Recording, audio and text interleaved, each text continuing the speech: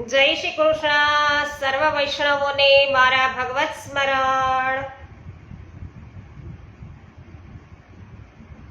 ચિંતા સંતાન હંતારો યદ પાદાંબુજરેણવઃ શ્યાનામ તાનિજાચાર્યાન પ્રણમામિ મુહુર્મુહુઃ. યદનો ગ્રહતો જંતુ સર્વ દુઃખાતિકો ભવેત તમહં સર્વદા વંદે શ્રીમદ્વલ્લભનંદનમ. જ્ઞાનતિમિરાન્ધસ્ય જ્ઞાનાંજન શલાકયા ચક્ષુરુન્મિલિતમેન તસ્મૈ શ્રી ગુરવે નમઃ. નમામિ હૃદયે શેષે લીલાક્ષિરાબ્ધિશાયિનમ લક્ષ્મી સહસ્ર લીલાભિષેવ્યમાનમ કલાનિધિમ.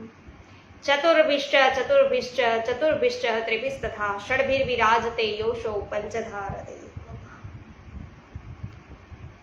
શ્રી ગોવર્ધનનાથ કી જય. શ્યામ સુંદર શ્રી યમુને મહારાણી કી જય. શ્રી વલ્લભાધીશ કી જય. શ્રી ગોસાઈજી પરમ દયાલ કી જય. શ્રી ગોકુલનાથ કી જય. શ્રી હરિરાયજી મહાપ્રભુની છે.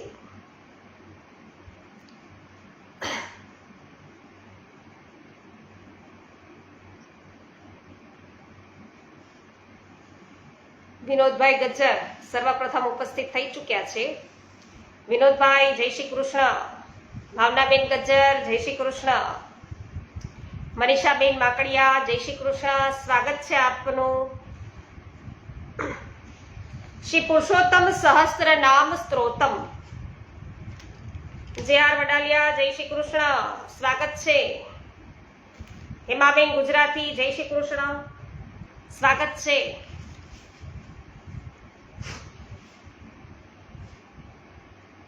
નવમ સ્કંદમાં વૈષ્ણવો આપણે બધા છીએ અને આજે 144મો શ્લોક લઈ રહ્યા છીએ. દુંદુભ્ય સ્થિત પ્રહરણ સપ્તર તાલ વિભેદન સુગ્રીવ રાજ્ય દો વાલી ઘાતી સાગર શોષણ. 707મું નામ દુંદુભ્ય સ્થિત પ્રહરણ એટલે કે દુંદુભીના અસ્થિ એટલે કે હાડકા, દુંદુભીના અસ્થિને સુદૂર ફેંકનારા. દુંદુભી નામનો એક રાક્ષસ હતો અને તેના અસ્થિ પર્વતની જેમ છે પડેલા હતા. શ્રી રામે ચરણના અંગૂઠા વડે તેને સુદૂર એટલે કે ઘણો બધો દૂર ફેંકી દીધા. તો રામાયણમાં આ ચરિત્ર છે એ સ્પષ્ટ દર્શાવ્યું છે. સપ્તતાલ વિભેદન તાડના 7 વૃક્ષોને વિંધી નાખનારા. શ્રી રામે 7 તાડના વૃક્ષોને એક જ બાણથી એકી સાથે છેદી નાખ્યા હતા એટલે એમનું નામ છે સપ્તતાલ વિભેદન. 709મું નામ સુગ્રીવ રાજ્યદહ સુગ્રીવને રાજ્ય આપનારા. સુગ્રીવ અને વાલી બે ભાઈઓ હતા. બંને સમાન લાગતા હતા. વાલી કિષ્કિંધા નગરીનો રાજા હતો અને રામે તે રાજ છે સુગ્રીવને સોંપ્યું. વાલી ઘાતી 710મું નામ એટલે કે વાલીનો વધ કરનારા. વાલી વાનર રાજ હતો. તેનો ભાઈ છે સુગ્રીવ હતો. બંનેમાં પરસ્પર પ્રેમ હતો પણ એક ગેરસમજના લીધે વાલી પોતાના ભાઈને મારવા ફરતો હતો. પ્રસંગ એવો છે કે એક દિવસ રાક્ષસ આવ્યો. વાલી એને મારવા દોડ્યો. વાલી ગુફામાં દાખલ થયો. સુગ્રીવને એવું કહ્યું કે તું ગુફાની બહાર રાહ જોજે. સમયની મુદત પૂરી થઈ અને વાલી આવ્યો નહીં. પણ રુધિરની સેર છે ગુફામાંથી બહાર આવી. સુગ્રીવને લાગ્યું કે વાલી મરાયો. સુગ્રીવ રાજ્યમાં પાછો ફર્યો અને તેની ઈચ્છા રાજા થવાની ન હતી પણ મંત્રીઓએ તેને રાજા બનાવ્યો. હકીકતમાં વાલી મર્યો ન હતો અને તે પાછો ફર્યો. તેણે આ બધું જોયું અને માન્યું કે સુગ્રીવે કપટ કર્યું છે. આથી તે સુગ્રીવને મારવા દોડ્યો. સુગ્રીવ ઋષભ પર્વત પર આવ્યો. અહીં વાલી ન આવી શક્યો કારણ ઋષિઓનો શ્રાપ એને હતો. રામે આ વાત સાંભળી બે ભાઈઓનું યુદ્ધ થયું. રામે વાલીને મારી નાખ્યો. 711મું નામ છે સાગર શોષણ. સાગરને શોષી લેવા તત્પર થનાર. સાગરનું શોષણ કર્યાનો ઉલ્લેખ એ શ્રી ભાગવતમાં નથી. શ્રી રામે સાગર ઉપર કોપ કર્યાની કથા એ શ્રી ભાગવતમાં કહી છે. શ્રી રામ વાનર સેના સાથે સમુદ્ર તટે પહોંચ્યા. અહીં આપે ઉપવાસ કર્યો, પ્રાર્થના કરી, સમુદ્ર પર પ્રભાવ ના પડ્યો. આથી શ્રી રામે ક્રોધથી છે એ લીલા કરતા ઉગ્ર અને તીરછી નજર સમુદ્ર પર નાખી અને તે સમયે મોટા મોટા મગર અને મચ્છો ખળભળી ઉઠ્યા. સમુદ્ર ડર્યો અને તેણે શરીર ધારણ કર્યું. સમુદ્રએ શરીર ધારણ કર્યું અને શ્રી રામના શરણે ગયો. અન્ય પુરાણોમાં શ્રી રામે સમુદ્ર શોષ્યાની કથા છે. તે પ્રમાણે સમુદ્રને શોષનારા એવો અર્થ પણ નીકળે છે. મનસુખભાઈ ગજેરા, કેવી પટેલ, રમેશભાઈ ચાંગાની, હંસાબેન પટેલ, કમલેશભાઈ ભારદ્વાજ, હેમાબેન ગુજરાતી, સર્વ વૈષ્ણવોનું સ્વાગત છે. મહેશભાઈ વસોયા સ્વાગત છે. 145મું આપણે શ્લોક લઈએ. 145મો. સેતુ બંધન કરતા જ વિભીષણ હિતપ્રદ રાવણ આદિ શિરછેદી રાક્ષસા ગોગનાશક. 712મું નામ છે સેતુ બંધન કરતા. સમુદ્રમાં સેતુ બાંધનારા. તો શ્રીમદ ભાગવતમાં આ વર્ણન છે. શ્રી રામજી સમુદ્ર કિનારે પધાર્યા, સાગરને શોષવા તત્પર થયા એટલે સાગર રૂપ લઈ અને શ્રી રામના શરણે આવ્યો. સાગરે પછી સ્તુતિ પણ કરી. શ્રી રામે અનેક પર્વતોના શિખરોથી સમુદ્ર ઉપર પુલ બાંધ્યો. મોટા મોટા વાનરો પોતાના હાથોથી પર્વત ઉઠાવીને લાવતા હતા. ત્યારે તે પર્વતના વૃક્ષો અને મોટી મોટી ભેખડો થરથર કાંપતી હતી. વિભીષણ હિતપ્રદ. વિભીષણનું હિત કરનારા. ભગવાન રામે શ્રીલંકા પર ચઢાઈ કરી, રાવણના સૈનિકો તથા રાવણને મારી નાખ્યા. મંદોદરીએ શ્રી રામને કહ્યું કે આજ અમે સ્ત્રીઓ તથા પૂરી લંકા વિધવા બની ગયા છીએ. તે વખતે શ્રી રામે વિભીષણને આજ્ઞા કરી કે સ્વજન સંબંધીઓનું પિતૃયજ્ઞની વિધિથી શાસ્ત્રાનુસાર અંત્યેષ્ટિ કર્મ કરો. શ્રી રામે સીતાજીને જોયા. દુર્લભ થયેલ સીતાજીનું મુખ કમલ ખીલી ઉઠ્યું. શ્રી રામે વિભીષણને રાક્ષસોનો સ્વામી બનાવ્યો, લંકાપુરીનું રાજ્ય આપ્યું અને એક કલ્પનું આયુષ્ય આપ્યું. ભગવાને વિભીષણને ઉત્તમ પ્રકારે ભક્તિ આપી, તેનું હિત કર્યું. રાવણ આદિ શિરછેદી. રાવણ વગેરેના શિરને છેદી નાખનારા.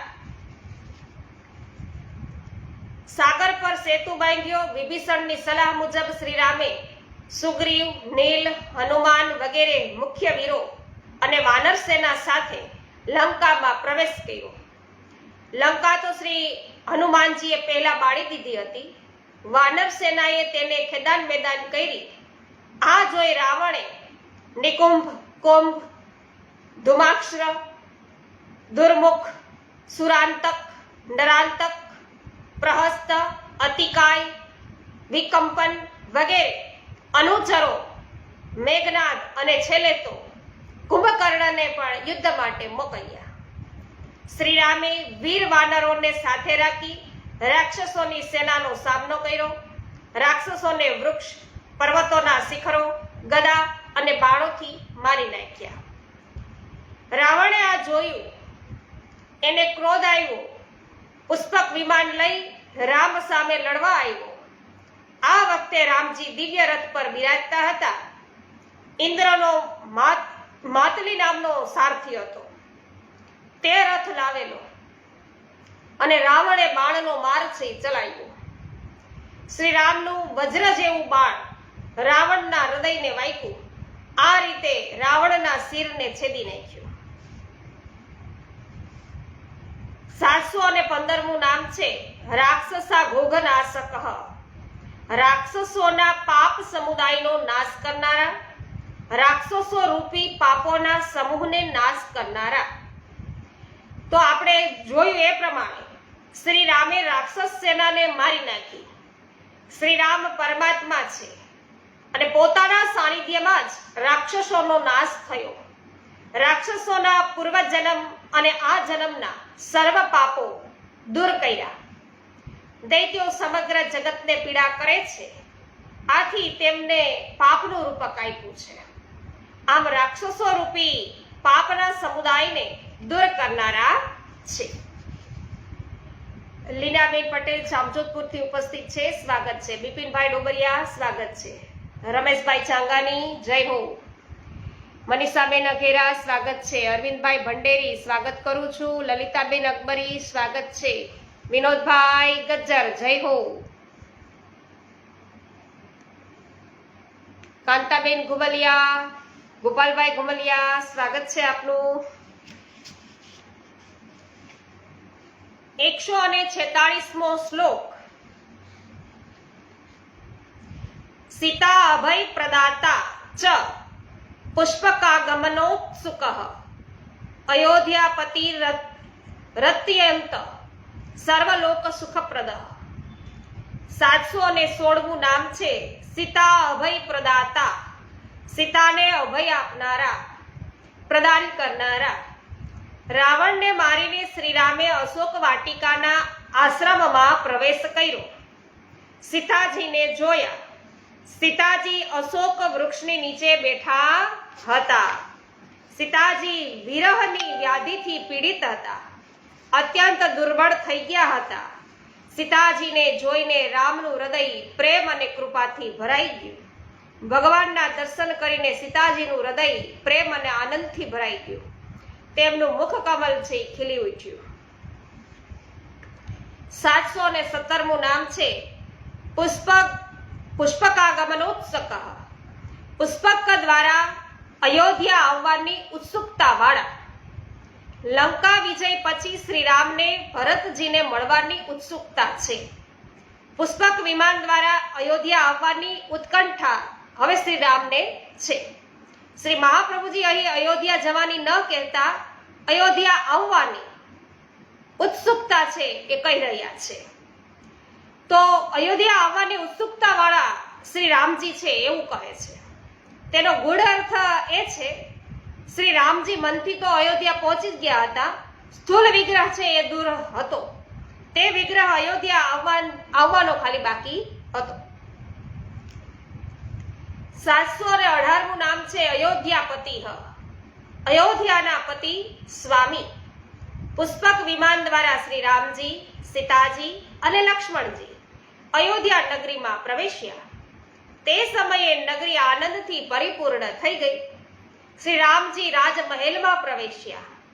માતાઓને, ગુરુજનોને, મિત્રોને તથા તેમનાથી નાના બધાને મળ્યા. યથાયોગ્ય સન્માન કર્યું. દરેકના શોક છે દૂર થયા. આ પછી વશિષ્ઠજીએ બીજા ગુરુજનોની સાથે વિધિપૂર્વક ભગવાનની જટા છે દૂર કરાવી. ચારે સમુદ્રોના જલ વગેરેથી શ્રી રામનો અભિષેક કર્યો. બૃહસ્પતિએ આ જ રીતે ઇન્દ્રનો અભિષેક કર્યો હતો. આમ શ્રી રામજી અયોધ્યા નગરી અને પ્રજાજનોના પાલક મહારાજા સ્વામી છે. 719મું નામ છે અત્યંત સર્વલોક સુખપ્રદ. સર્વ લોકોને અત્યંત સુખ આપનાર. શ્રી રામે દૈત્યોનો નાશ કરીને દેવ વગેરે સ્વર્ગલોકને તો સુખ આપ્યું જ છે. પોતાની સર્વ પ્રજાને પિતા માફક પાડીને સુખી કરી પ્રજાને પણ. ભગવાન શ્રી રામ છે એ ધર્મજ્ઞ છે. સમસ્ત પ્રાણીઓને સુખ આપનારા છે. તેઓ જ્યારે રાજા બન્યા ત્યારે ત્રેતાયુગ હતો અને આ સતયુગ હોય તેવું જ લાગતું હતું. તે વખતે વન, નદી, પર્વત, દ્વીપ અને સમુદ્ર પ્રજા માટે કામધેનુ જેવા બની ગયા હતા. બધાની સમસ્ત કામનાઓ પૂર્ણ થતી હતી. શ્રી રામ ઇન્દ્રિયાતીત ભગવાન છે. તેમના રાજ્યકાળ દરમિયાન કોઈને માનસિક ચિંતા કે શરીરના રોગો થતા ન હતા. ઘડપણ, દુર્બળતા, દુઃખ, શોક, ભય અને થાક કોઈને લાગતા નહીં. જે લોકો મરવાની ઈચ્છા કરતા તેમને મૃત્યુ પણ થતું ન હતું. તો રામના શાસનની પદ્ધતિને લીધે રામ રાજ્ય કહી તેને વખાણવામાં આવે છે. હસુબેન પટેલ સ્વાગત છે. હેમાબેન ગુજરાતી જય હો. કુસુમબેન શર્મા સ્વાગત છે આપનું હાલોલથી. વિઠ્ઠલભાઈ ઉંદાદ આપનું સ્વાગત છે. મધુબેન આપનું પણ સ્વાગત છે. દિનેશભાઈ કણસાગરા આપનું સ્વાગત છે. 147મો શ્લોક આપણે લઈએ છીએ. મથુરાપુર નિર્માતા સુકૃતજ્ઞ સ્વરૂપદ જનક જ્ઞાન ગમ્યસ્ય એલાંત પ્રકટ શ્રુતિ. 720મું નામ મથુરાપુર નિર્માતા, મથુરાનું નિર્માણ કરનારા. મધુવનમાં એક અસુર હતો, એ બધાને રંજાડતો હતો. શ્રી રામે પોતાના ભાઈ શત્રુઘ્નને મોકલ્યા. શત્રુઘ્ને તે અસુરનો વધ કર્યો અને મધુવનમાં મથુરા નગરીનું નિર્માણ કર્યું. શત્રુઘ્ન સ્વરૂપે, પુરુષોત્તમ સ્વરૂપે શ્રી રામ જ આ નિર્માણ કરે છે. એમણે જ આ નિર્માણ કર્યું છે. 721મું નામ સુકૃતજ્ઞ સ્વરૂપદ એટલે કે સત્કર્મને જાણનારા. સુકૃત એટલે પુણ્ય, સુકૃતજ્ઞ એટલે સત્કર્મને જાણનારા. સુકૃત કરનારા જનો ભગવદીય છે, એટલે કે પુણ્ય કરનારા જે લોકો હોય એ બધા ભગવદીય છે. આવા જનોના સારા કૃત્યો પરમાત્મા જાણે છે. તો ભગવદીઓના બધા જ કૃત્યો છે એ પરમાત્માને ખબર જ છે, જાણે છે. તેથી નિજ ભક્તોને નિજ સ્વરૂપ દર્શાવે છે. એટલે આવા ભગવદીઓને પ્રભુ પોતાના સ્વરૂપના દર્શન આપે છે. વળી સ્વરૂપ છે એ સ્વરૂપ રૂપનું દાન છે એ સુકૃત્યજ્ઞને કરે છે.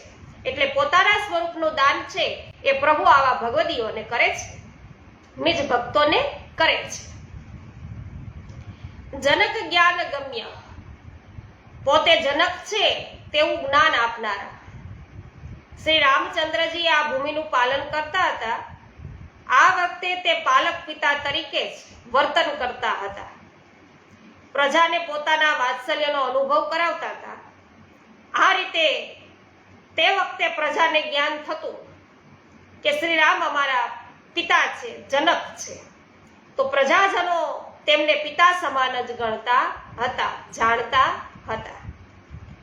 723મું નામ એલાંત પ્રકટ શ્રુતિ. ભૂમિના અંત સુધી જેમની કીર્તિ ગોચર થાય છે તેવા. વાહ ભાઈ વાહ. જય હો વિનોદભાઈ, ખૂબ સરસ કહી રહ્યા છે, આભાર આપનો. જય હો જ્યાર વડાલિયા. વિમલભાઈ રાનપરિયા સ્વાગત છે.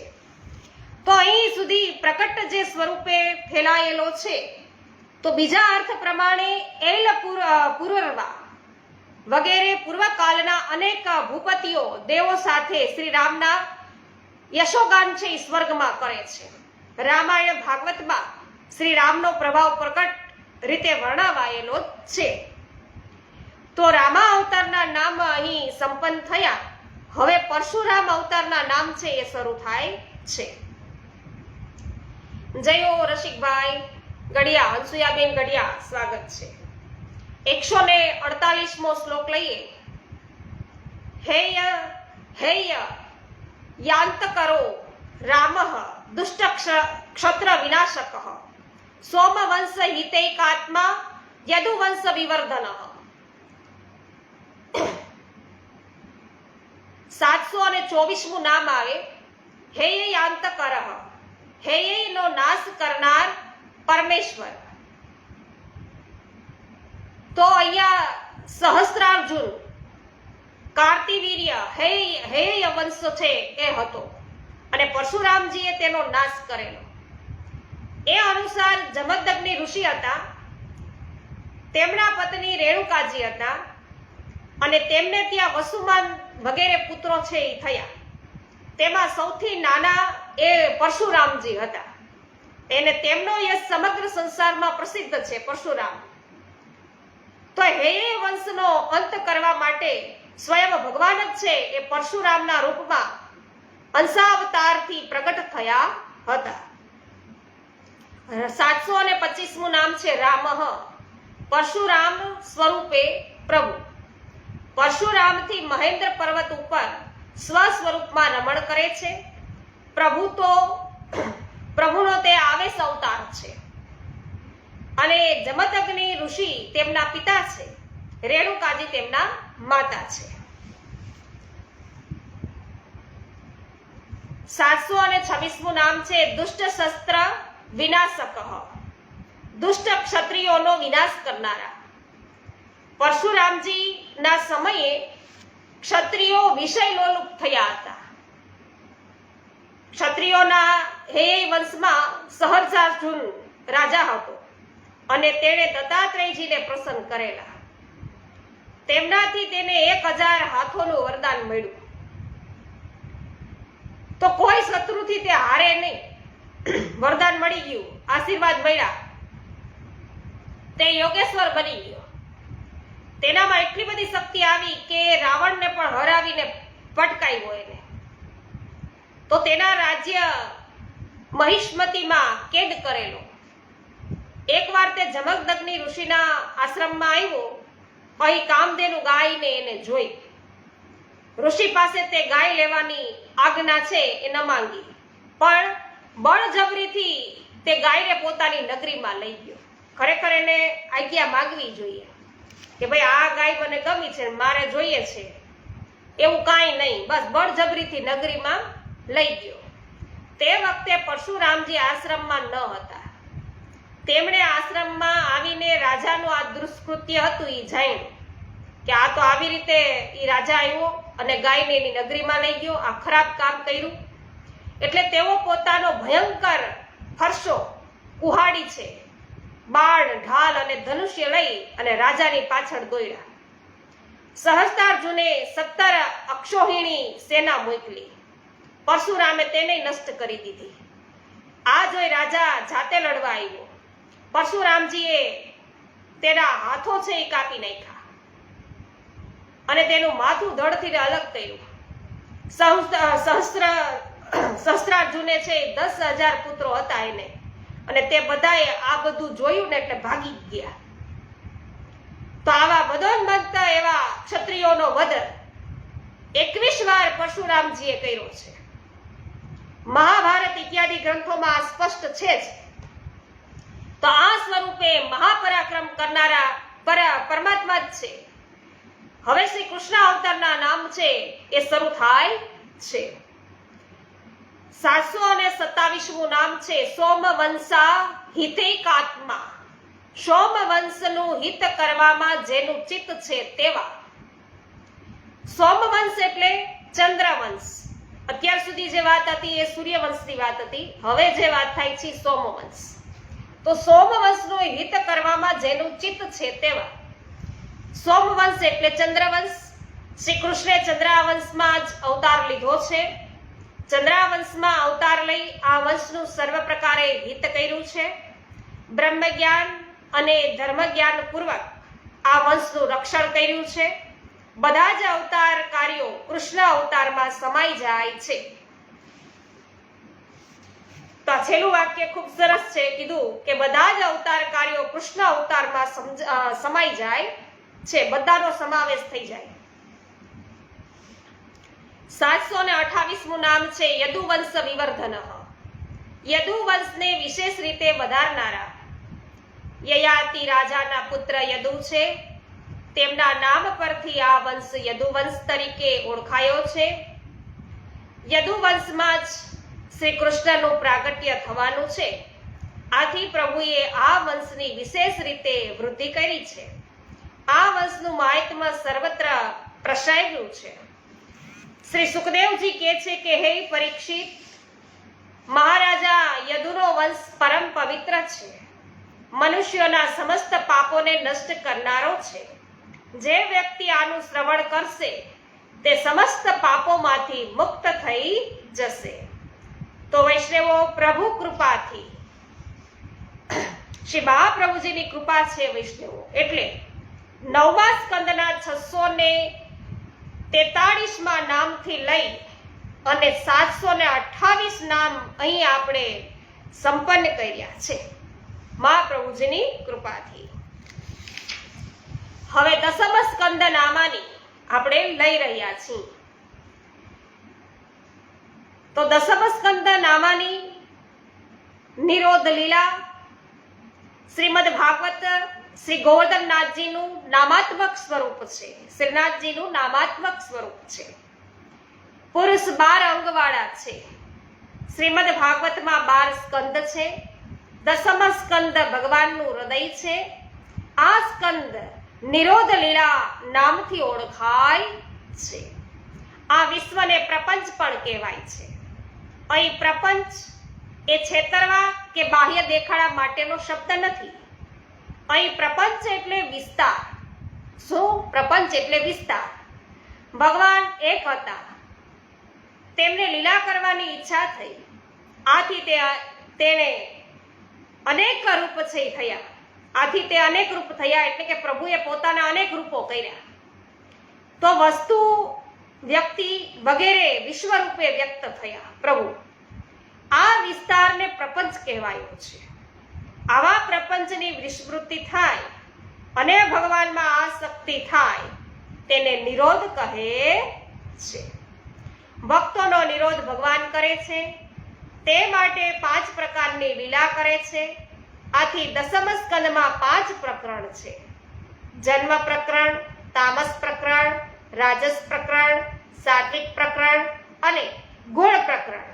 આ 5 પ્રકરણવાળી નિરોધ લીલામાં 87 અધ્યાય છે. 3 અધ્યાય શ્રી વ્યાસજી પછી ઉમેરેલા છે. તેને પ્રક્ષિપ્ત કે ક્ષેપક અધ્યાય કહેવાય છે. આ ગણાતા 90 અધ્યાય થાય. નિરોધ લીલામાં ભગવાન પ્રપંચ એટલે કે વિશ્વમાં ક્રીડા કરે છે. આ ક્રીડા શક્તિઓ સાથેની છે. ક્રીડાને શયન પણ કહે છે. શયનની 3 અવસ્થા છે: જાગૃત, સ્વપ્ન અને સુષુપ્તિ. તો દેહ પણ પ્રપંચ રૂપ જ છે. તેમાં 72 નાડીઓ છે. દેહમાં 72 નાડીઓ છે અને તે 72 શક્તિ રૂપ છે. ભગવાનની શક્તિઓ 12 છે: શ્રી, પુષ્ટિ, વાણી, કાંતિ, કીર્તિ, તુષ્ટિ, ઈલા, ઉર્જા, વિદ્યા, અવિદ્યા, શક્તિ અને માયા. આમ પેલા જે આપણે 3 અવસ્થા જોઈ, 72 નાડીઓ અને આ 12 જે પ્રભુની શક્તિઓ છે એ બધાનો ટોટલ કરો એટલે 87 થાય. આમ અહીં 87 અધ્યાય છે અને શ્રી મહાપ્રભુજીના મતે 12મો, 13મો અને 14મો અધ્યાય પ્રક્ષિપ્ત છે અને પાછળથી તે ભાગવતમાં ઉમેરાયા છે. અને 10મ સ્કંદના 2 વિભાગ છે: પૂર્વાર્ધ અને ઉત્તરાર્ધ. તો પ્રકરણની દ્રષ્ટિએ આ વિભાગો છે. કુલ 5 પ્રકરણમાંથી અઢી પ્રકરણ બંને વિભાગમાં છે. હવે પૂર્વાર્ધના નામોનું આપણે ગાન કરીશું.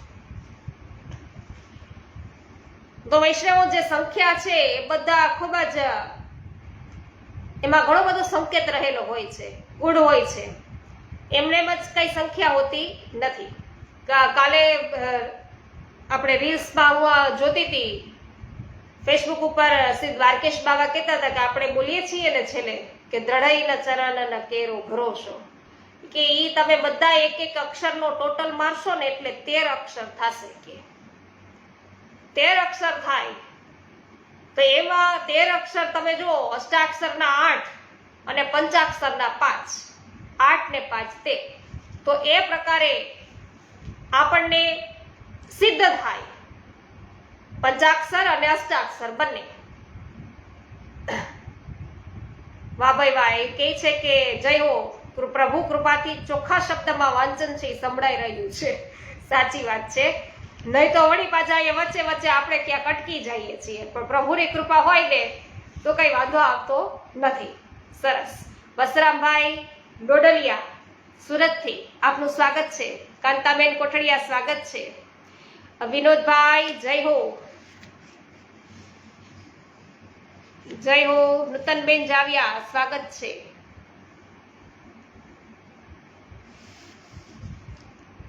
તો મનીષાબેન માકડિયાનું પણ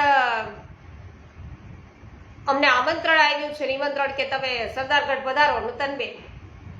પણ હવે જ્યારે પ્રભુ કૃપા થાય એટલે અવશ્ય પધારવું જ છે. સ્પેશિયલ ફોન કરીને બધી વાત કરી, મનીષાબેન હારે પણ ફોન ઉપર વાત કરીને ખૂબ જ આનંદ થયેલો. અને કાલે, હા વિનોદભાઈ, કાલે પાવતીબેન ઠુમરે સરસ ચોખવટ કરી. એકચ્યુઅલી પ્રશ્ન સમજવામાં થોડીક બધાને તકલીફ થઈ હતી ત્યાં વૈષ્ણવોને. તો નામ અને નિવેદન માં શું ફરક છે? પ્રશ્ન એ છે. અર્થ શોધવાની આવશ્યકતા નહોતી, પણ ફરક શું છે એ છે.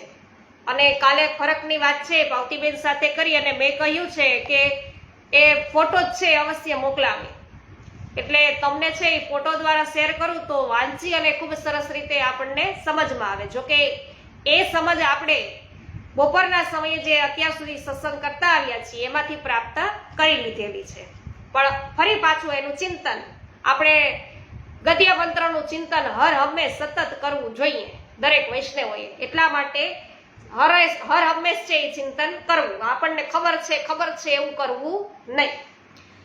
દાભાઈ સોજિત્રા જય હો, સ્વાગત છે. તો વૈષ્ણવો આવું કરવાથી આપણામાં દીનતા છે એ બની રહેશે.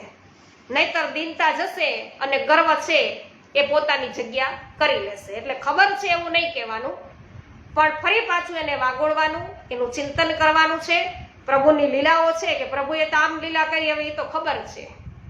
તો પ્રભુની લીલાનું સતત ચિંતન રહેવું જોઈએ. ખબર છે એમ હોવું ન જોઈએ. બરાબર વૈષ્ણવો? તો હવે પછી આવતીકાલેથી વૈષ્ણવો આપણે 149માં શ્લોકથી શરૂઆત કરીશું. આજે છે એ વિરમીશું.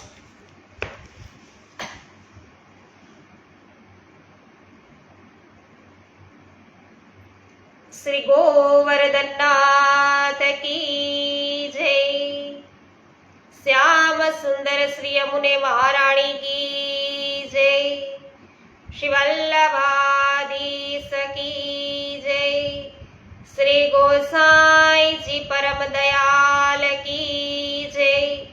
શ્રી ગોકુલનાથ કી જય. શ્રી હરિરાયજી મહાપ્રભુની જય. સર્વે વૈષ્ણવોને મારા જય શ્રી કૃષ્ણ.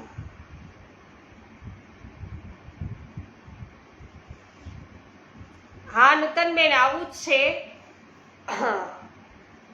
ખૂબ સરસ. એમની સાથે સારી વાર અમે વાત કરી અને તમારું પણ આમંત્રણ જો અત્યારે મળી ગયું એટલે ખૂબ વધારે આનંદમાં છે એ વધારો થયો નૂતનબેન.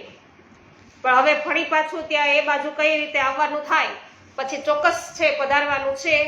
ત્યાં પણ સત્સંગ કરવો છે. એમની પાસે પણ ઘણા પુસ્તકો છે, તો બધા છે આપણે પુસ્તકોથી પણ છે માહિતગાર થઈએ.